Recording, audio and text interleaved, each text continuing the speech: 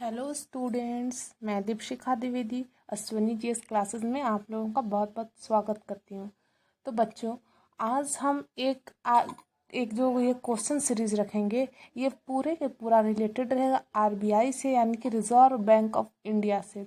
Reserve Bank of India से related 10 ऐसे questions जो मोस्ट इम्पॉर्टेंट क्वेश्चन इसलिए क्योंकि ये सब क्वेश्चन हमारे एग्जाम में आते हैं, जो बैंकिंग सेक्टर क्वेश्चन आते हैं। तो ये हमारे इकोनॉमिक्स का एक पार्ट हो जाएगा। इकोनॉमिक्स में बैंकिंग सेक्टर से भी क्वेश्चन आते हैं, बैंकिंग से भी क्वेश्चन आता है। तो आज हम इसके बारे में देखेंगे। इसी तरीके से आपको नेक्स्ट क्लास पर डे इसी तरीके से एक एक टॉपिक, कोई अच्छा सा टॉपिक उठाऊंगी और उससे रिलेटेड 10 क्वेश्चन, उससे जितने क्वेश्चन बन सके, जितने इंपॉर्टेंट क्वेश्चन बन सके, उससे बनाकर मैं आपके सामने लेकर आऊँगी। तो इसी तरीके से हमें आप प्यार करते रहें, वीडियो को लाइक करते रहें, शेयर करते रहें, सब्सक्राइब करते रहें, ताकि हम भी और भी अच्छे से और भी बेहतर करके और भी अच्छे टेक्निक्स के साथ आपके सामने आते रहें, क्वेश्चन यूं ही लाते रहें। क्वेश्चन सीरीज आपके एग्जाम से पहले तक के करने के लिए बहुत इंपॉर्टेंट है। अब बच्चों, थ्योरी पढ़ने का समय चला गया है, अब हमें अपने एमसीक्यूज पर ध्यान देना होगा। तो आज हम देखेंगे आरबीआई से रिलेटेड कुछ इम्पोर्टेंट फैक्ट्स भी बताते चलेंगे, जिस क्वेश्चन से रिलेटेड कुछ ऐसा चीज़ होगा जिसे जो बताने लायक है वो मैं बताते चलूँगी। तो चलिए स्टार्ट करते हैं। फर्स्ट क्वेश्चन आपकी स्क्रीन पे आप देख पा रहे होंगे अपने पहले क्वेश्चन को। पहला क्वेश्चन क्या कह रहा है आपसे? पहला क्वेश्चन है, आरबीआई का मुख्यालय कहाँ है? आरबीआई का मुख्यालय कहाँ है? आरबीआई का फुल फॉर्म सुन लीजिए, रिजर्व बैंक ऑफ इंडिया, ये आप जान ही रहे होंगे।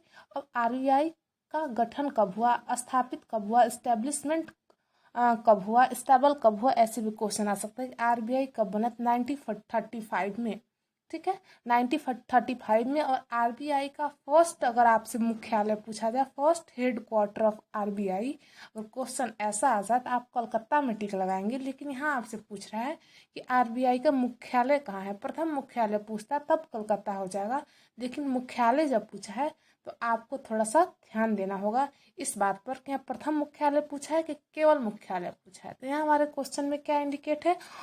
केवल मुख्यालय, यानी कि ओनली हेडक्वार्टर। तो आरबीआई का हेडक्वार्टर कहाँ है बच्चों? आप बताएंगे, कलकत्ता में, मुंबई में, नई दिल्ली में या बेंगलोर में? तो कलकत्ता में हमारा फर्स्ट आरबीआई का मुख्यालय था, अब वहाँ से चेंज करके मुंबई में ले गया है। अब हमारा आरबीआई का मुख्यालय कहाँ है? मुंबई में। अब मुंबई से रिलेटेड एक और इम्पोर्टेंट फैक्ट्स, भारत का सबसे ज़्यादा शहरीकृत राज्य कौन है? तो मुंबई है, ठीक है। आरबीआई का मुख्यालय भी मुंबई है और भारत की औद्योगिक राजधानी मुंबई है। तो देखिए, इससे मैं 3 इंपॉर्टेंट क्वेश्चन आपको बता दी। इसी तरीके से और भी अगर आगे के क्वेश्चन में ऐसा कुछ बताने को मिला है, ऐसा कुछ रहा जो बताया जा सके जिससे रिलेटेड, तो मैं ज़रूर डिस्कस करूंगी। अब सेकंड क्वेश्चन देखिए, भारत में करेंसी नोट जारी कौन करता है? भारत में करेंसी नोट कौन जारी करता है? मतलब भारत में मुद्रा किसके द्वारा जारी किया था? जो पैसे, रुपए जो हम यूज करते हैं हमारे दैनिक जीवन में, जिसका प्रयोग हम करते हैं, तो उसका नोट कौन जारी करता है? एसबीआई मतलब state bank of India, CBI मतलब सेंट्रल बैंक ऑफ इंडिया, और आईडीबीआई एंड आरबीआई, ठीक है। आरबीआई मतलब रिजर्व बैंक ऑफ इंडिया, और इंडियन डेवलपमेंट बैंक, ऐसे ऐसा ही कुछ होता है। इसमें मुझे थोड़ा सा डाउट है, इसके फुल फॉर्म में आप देख लीजिएगा इसका फुल फॉर्म क्या होगा। तो हमारा एसबीआई भी गलत हो जाएगा, सेंट्रल बैंक ऑफ इंडिया भी गलत हो जाएगा, और आईडीबीआई भी गलत हो जाएगा। हमारा आंसर क्या हो जाएगा? तो RBI, reserve Bank of India. इसको करेंसी जारी करने का, इसको एकमात्र हमारे भारत में एकमात्र ऐसी शाखा, एकमात्र ऐसा ब्रांच, एकमात्र ऐसा संस्था कह सकते हैं, एकमात्र ऐसा बैंक कह सकते हैं जिससे करेंसी जारी करने का एकाधिकार प्राप्त है। भारत में करेंसी जारी करने का एकाधिकार किसे प्राप्त है? तो आरबीआई को, ठीक है। थर्ड नंबर क्वेश्चन में देखते हैं, तीसरा नंबर क्वेश्चन हमारा क्या कहता है? थर्ड क्वेश्चन कह रहा है, निम्नलिखित में से किस बैंक में कोई व्यक्ति खाता नहीं खोल सकता है? तो कौन सा ऐसा बैंक है जिसमें कोई अपना अकाउंट नहीं खोल सकता है? फर्स्ट ऑप्शन है आरबीआई, सेकेंड है आरआरबी। आरबीआई का फुल फॉर्म तो आप जानते होंगे, रिजर्व बैंक ऑफ इंडिया, और आरआरबी का फुल फॉर्म होता है रीजनल रूरल बैंक, ठीक। ICICI, ठीक है, और डी है इनमें से कोई नहीं। तो कौन सा ऐसा बैंक है जिसमें कोई खाता नहीं खुल सकता है? तो देखिए ICICI बैंक है, ये लॉन्ग टर्म के लिए लोन लेने का एक प्राइवेट बैंक है, ठीक है। RRB है, एक ग्रामीण क्षेत्रों में मतलब किसानों के लिए स्पेशलिस्ट ये बैंक हुआ करता था।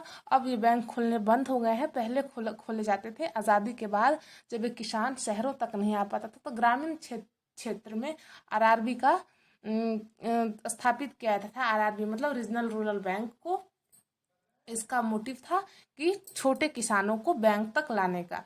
तो क्या इसको ये तो खाता खोलने के लिए बना ही था, तो ये भी ऑप्शन गलत हो जाएगा, ये भी ऑप्शन गलत हो जाएगा, ये भी गलत होगा। हमारा ऑप्शन होगा RBI। RBI एक ऐसा बैंक है जिसमें हम खाता खोलने का, अकाउंट ओपन करने का सिस्टम इसमें नहीं है, क्योंकि ये सरकार का बैंक होता है। इसमें ये आम नागरिकों को खाता खोलने की आज़ादी इसमें नहीं है, ये सरकारी बैंक होता है।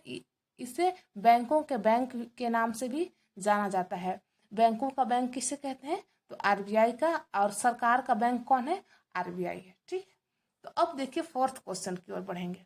फोर्थ क्वेश्चन क्या कहता है? रिजर्व बैंक का लेखा वर्ष अकाउंटिंग ईयर होता है। अकाउंटिंग ईयर क्या होता है? रिजर्व बैंक का। तो देखेंगे इंडिया का अकाउंटिंग ईयर ऐसे कहा जाए, हमारे भारतवर्ष में मैक्सिमम जितने काम होते हैं, हमारा वित्तीय वर्ष जो होता है, इनकम टैक्स का अलग वित्तीय वर्ष होता है। इनकम टैक्स का देखिए वित्तीय वर्ष होता है अप्रैल टू मार्च, मतलब 31 मार्च और 1 अप्रैल इसका वित्तीय वर्ष होता है। और सेकेंड ऑप्शन है जुलाई टू जून, थर्ड ऑप्शन है C March two April, and D है जनवरी टू दिसंबर। तो हमारा आंसर हो जाएगा RBI का जहाँ अकाउंटिंग ईयर आपसे पूछा जाए तो ऑप्शन बी बिल्कुल राइट हो जाएगा। Accounting year of Reserve Bank of India is July to June, तो ऑप्शन बी बिल्कुल राइट हो जाएगा। अब हम आगे चलेंगे, नेक्स्ट क्वेश्चन की ओर बढ़ेंगे। ये सारे क्वेश्चन आपके एग्जाम के लिए मोस्ट इंपॉर्टेंट है बच्चों, बहुत चूज करके मैं क्वेश्चन को सेट करके और इस क्वेश्चन का मैं सेट लेके आपके पास आई हूँ। तो देखिएगा fifth number question, reserve Bank of India का राष्ट्रीयकरण कब हुआ? देखिए हमारे भारत में राष्ट्रीयकरण से रिलेटेड 2-3 क्वेश्चन ऐसे पूछे जाते हैं कि पहले बार में कितने बैंकों का राष्ट्रीयकरण हुआ, ठीक है। तो पहले बार में बैंकों का राष्ट्रीयकरण हुआ 1985 में, और 14 बैंकों का राष्ट्रीयकरण हुआ, और दूसरी बार राष्ट्रीयकरण हुआ कितने बैंकों का? तो 6 बैंकों का। तो यहाँ आपसे पूछ रहा है, बैंकों का नहीं पूछ रहा, आपको स्पेशली RBI का पूछा जा रहा है। रिजर्व बैंक ऑफ इंडिया का राष्ट्रीयकरण कब हुआ, नेशनलाइजेशन कब हुआ? 1995 में, 1950 में, 1949 में, 1948 में, 1935, 50, 1949, 1948 में। तो आपसे क्या पूछ रहा है क्वेश्चन? RBI का राष्ट्रीयकरण। तो ऑप्शन सी हमारे यहाँ बिल्कुल राइट हो जाएगा, RBI का राष्ट्रीयकरण हुआ। राष्ट्रीयकरण का मतलब क्या होता है? अब नेक्स्ट क्वेश्चन, नेक्स्ट सेशन कह लीजिए, उसमें मैं आपको बताऊंगी। अभी हम अपना क्वेश्चन करते हैं। तो चलिए नेक्स्ट क्वेश्चन की ओर चलेंगे। 6th नंबर क्वेश्चन हमारा क्या कहता है? रिजर्व बैंक ऑफ इंडिया है, रिजर्व बैंक ऑफ इंडिया है वाणिज्यिक बैंक, केंद्रीय बैंक, अग्रणी बैंक या सहकारी बैंक? तो देखिए वाणिज्यिक बैंक यानी कि कॉमर्शियल बैंक। तो कॉमर्शियल बैंक क्या होते हैं? कॉमर्शियल बैंक का उदाहरण सुन लीजिए, SBI हो गया, PNB हो गया, SBI हो गया मतलब state bank of India, PNB हो गया, बैंक ऑफ बड़ौदा हो गया, ठीक है, बॉब हो गया। ये सब जितने भी बैंक हैं, जितने भी ये सब बैंक है, ये सब कॉमर्शियल बैंक में आते हैं। कॉमर्शियल बैंक में जिसमें नॉर्मल आदमी, आम नागरिक खाता खोल सकता है। तो रिजर्व बैंक कॉमर्शियल बैंक नहीं होगा, ये बिल्कुल ऑप्शन गलत हो जाएगा। अग्रणी बैंक ऐसा कोई बैंक नहीं होता, ये भी ऑप्शन गलत हो जाएगा। केंद्रीय बैंक और सहकारी बैंक। अब देखिए सहकारी बैंक क्या होता है? जिसमें कुछ लोग मिलकर एक ऐसे बैंक का ओपनिंग करते हैं, खोलते हैं, जिसका उद्देश्य सामाजिक कल्याण होता है, जिसका उद्देश्य सामाजिक कल्याण होता है, उसे सहकारी बैंक कहते हैं। तो ये भी गलत हो जाएगा। ऑप्शन बी हमारा बचता है केंद्रीय बैंक। तो RBI हमारा केंद्रीय बैंक है, ऑप्शन बी बिल्कुल राइट हो जाएगा।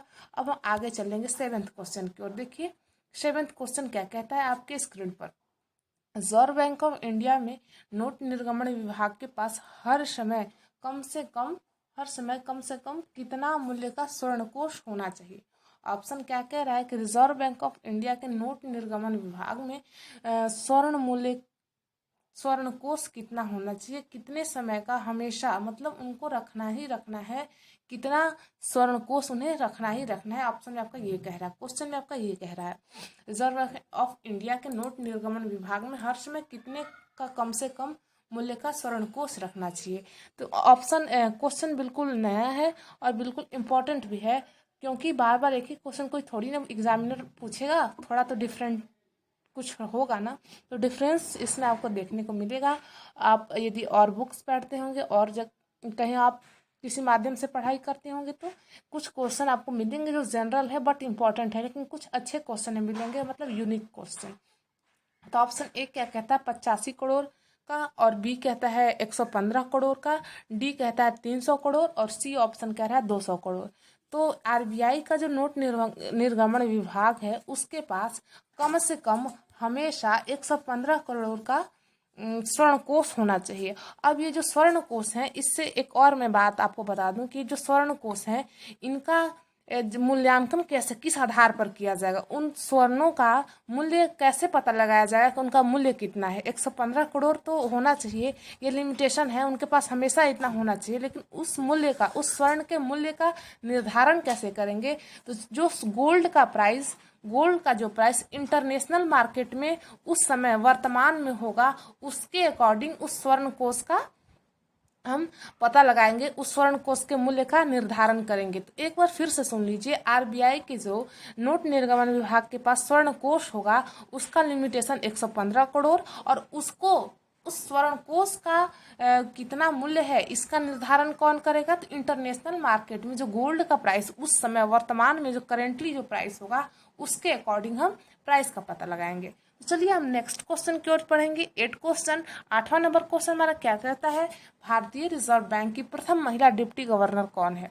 देखिए आपसे क्या पूछ रहा है कि आरबीआई का फर्स्ट डिप्टी गवर्नर कौन है लेडीज के लिए। तो रंजना कुमारी ऑप्शन ए, ऑप्शन बी है केजी उदेशी, ऑप्शन सी है कंचना भट्टाचार्य, ऑप्शन डी है प्रतिभा आडवाणी। तो हमारा यहाँ कौन सा आंसर हो जाएगा, क्या आप समझ पा रहे हैं इस क्वेश्चन को। तो क्वेश्चन है थोड़ा अच्छा सा, अगर आप पढ़े होंगे तो ज़रूर बता देंगे, और नहीं तो यहाँ मैं आपको बिल्कुल बताऊंगी, क्योंकि ये क्वेश्चन बहुत इंपॉर्टेंट है। भारतीय रिजर्व बैंक की प्रथम महिला डिप्टी गवर्नर कौन है, तो ऑप्शन बी बिल्कुल राइट हो जाएगा, K C Udeshi. K C Udeshi is the first ladies governor, deputy governor of RBI. ठीक है, अब आगे चलते हैं नेक्स्ट क्वेश्चन की, और 9वां नंबर क्वेश्चन हमारा क्या कहता है, भारत में 20 रुपए एवं इससे उच्च मूल्य वर्ग के नोटों की छपाई किस प्रेस में होती है। ये प्रेस से थोड़ा सा, आरबीआई से थोड़ा सा हटा है क्वेश्चन। क्या क्वेश्चन पूछ रहा है कि भारत में 20 रुपए एवं इससे उच्च मूल्य वर्ग के नोटों की छपाई किस प्रेस में होती है। Currency note press Nashik, currency note press Dewas, security printing press Hyderabad, या इनमें से सभी। क्वेश्चन आपसे पूछ रहे हैं, यदि आपको पता होगा कि भारत में हमारे कितने नोट छपाई कितने मशीन है और किन किन शहरों में है, तो आप बिल्कुल क्वेश्चन बता सकते हैं। यदि आपको नहीं पता होगा तो आप यहाँ पे फंस भी सकते हैं। ठीक है, तो देखिए क्वेश्चन क्या कहता है, नासिक में करेंसी नोट प्रेस है, बिल्कुल है, और करेंसी नोट प्रेस देवास में भी है। अब नासिक और देवास जो है ये दोनों कहाँ के जगह है, नासिक और देवास दोनों हैं एमपी के। ठीक है, एमपी के दो एमपी में दो जगह है, नासिक और देवास, और सिक्योरिटी प्रिंटिंग प्रेस हैदराबाद। तो ऑप्शन डी हमारा बिल्कुल राइट हो जाएगा। ये तीनों जगह ही भारत में, ये तीनों जगह ही नोट की छपाई की जाती है। अब देखिए क्वेश्चन क्या है, आप समझ गए। 20 रुपये या उससे उच्च मूल्य के नोटों का छपाई कहाँ होता है, तो भारत में 3 जगह, नासिक में, देवास में, हैदराबाद में। ऑप्शन चलिए समझ गए, यहाँ ऑप्शन डी आंसर हो जाएगा। अब 10th नंबर क्वेश्चन, आज का लास्ट क्वेश्चन होगा, 10 रुपए के नोट पर किसका हस्ताक्षर होता है। अब इस 10 रुपए के नोट से आपको मैं इससे 2-3 तो जरूर इंपॉर्टेंट बात मैं आपको बताना चाहूंगी। 1-2 बात इस पर कुछ ऐसा एक्स्ट्रा होना चाहिए, क्योंकि आज का लास्ट एवं बहुत अच्छा क्वेश्चन है। 10 रुपए के नोट पर किसका हस्ताक्षर होता है, पहले ये बताइए कि 1 रुपए के नोट पर किसका हस्ताक्षर होता है। तो 1 रुपए के नोट पर जहाँ हस्ताक्षर की बात आई तो वित्त सचिव का होता है। सिक्कों, और एक और बात है, कि सिक्कों का नोटों की छपाई कौन करता है, तो आरबीआई की जिम्मेदारी है नोटों की छपाई का। लेकिन सिक्का का जो मतलब ये कह सकते हैं सिक्का जो जहाँ बनता है वो आरबीआई के अंडर में नहीं आता है। सिक्कों का बनाना ये अलग है, उसका टकसाल होते हैं और नोट निर्गमन के मशीन होते हैं जो आरबीआई के अंडर में आते हैं। दूसरी बात, अब एक तीसरी बात सुन लीजिए। भारत का एक क्वेश्चन है, आप यदि अगर आप बता सके तो कमेंट बॉक्स में ज़रूर बताइएगा, नहीं तो नेक्स्ट डे मैं याद करूंगी कि मैं आपसे क्या क्वेश्चन पूछी थी और वीडियो स्टार्ट करने से पहले आपको आंसर को बता दूंगी।